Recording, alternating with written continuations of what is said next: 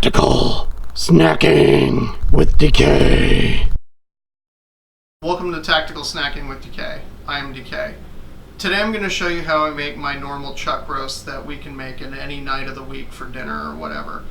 First we're going to season it nicely with salt. Then we'll go ahead and hit it with some of the butt glitter that I make. If you don't know what that is, check out the very first video, which I show you exactly how to make it.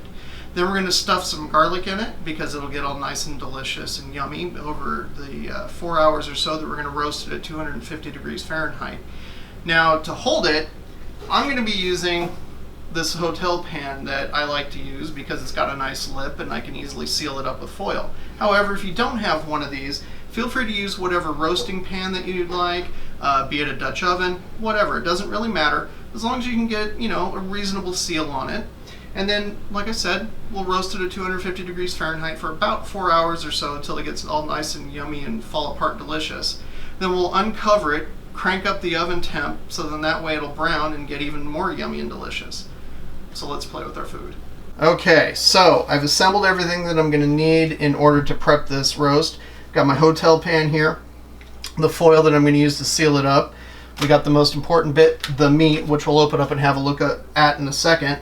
I've got my salt, I've got my shaker of butt glitter, I've got paring knife to cut slits in the roast, and a couple of garlic cloves that I sliced into thicker chunks that we'll go ahead and put in there. Also, gloves. Because me and washing my hands constantly is not a great thing. My hands tend to get really dry and break out and such. So I really like using gloves just so I don't have to wash them all the time.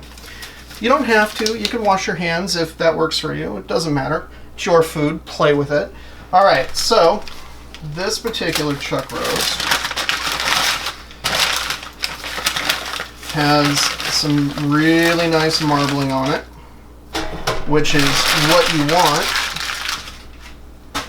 because all that intramuscular fat and such that you can see in here, all that is going to be flavor, and it's going to be straight up delicious, which is what we want. So the first thing I'm going to do is I'm going to actually start cutting little slits into this in order to insert the garlic cloves. I don't normally recommend holding the meat up like this and stabbing it like that because you might hit your hand, and I really don't want you to stab yourself. That would make me sad. So I would go ahead and just leave it in the pan and do this, and I am just going to cut a number of slits in the major kind of portions and such. So then that way the garlic has got a nice little place to call home.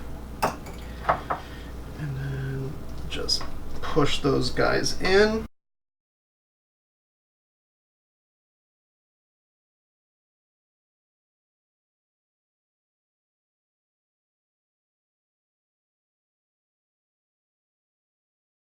Ta-da! Alright, so now that I've got a dirty hand and I got a clean hand, I'm going to go ahead and season it with salt. Now I'm doing a kind of a 4-finger pinch. If I had to wager a guess, I'd say this is about a teaspoon of salt. I'm just sprinkling it over to give it some nice even coverage. What kind of salt? This is kosher salt. It's a nice big flaky kosher salt.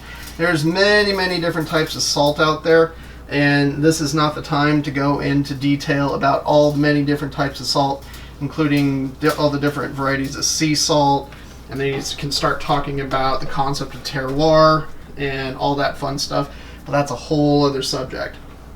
Then I got my shaker of butt glitter here.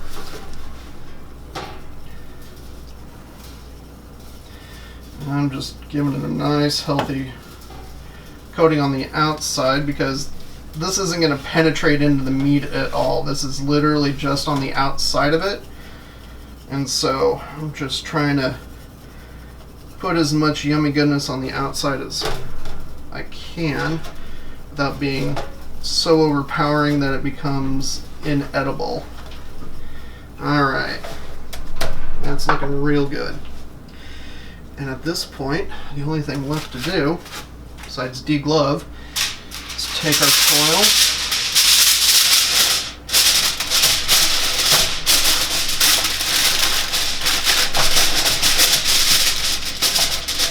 and seal it up nice and tight.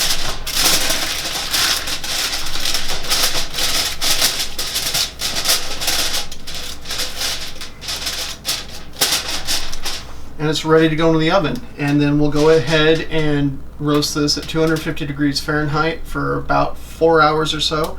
And we'll come back and check on it at that time. It's been probably about 4.5 hours at this point. I've actually taken the roast out to check it just to make sure it was at the right doneness level. So then that way I could easily slide in a fork to make sure that it's as soft as I want it to be. So what I'm going to do, take a roast out, and then we're going to turn the oven up to 400. So in that way, put some nice color on it. Let's go ahead and remove this foil, since we no longer need it. And then in the bottom of this, you can see all the collected juices and there's the rendered fat and such, but that's okay. We're going to go ahead and leave that stuff in there for the time being. And so you can see what I'm talking about. It goes in with very little resistance, and that's exactly what I like. I like to be able to have it be nice and soft.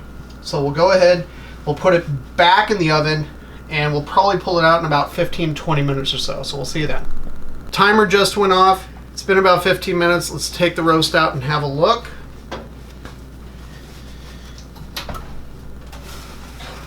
Oh, that's looking nice. Check out that color. Isn't that just pretty? Alright, so the butcher shop was kind enough to put a bit of string around the outside of it so that it would cook more evenly. And so we'll just snip that off right now. And pull it off.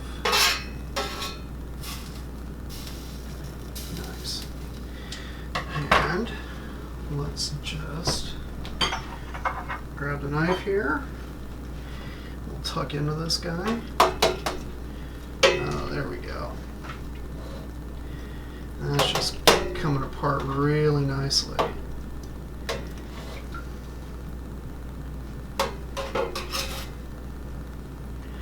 And there's our clove of garlic that we put in earlier. And see how nicely that's just smashing up, and that's just coming right apart. Yeah. Oh, I wish you guys could smell this. It smells amazing. At any rate, this is my slow roasted chuck roast, suitable for any night of the week. Hope you enjoyed watching. Keep playing with your food.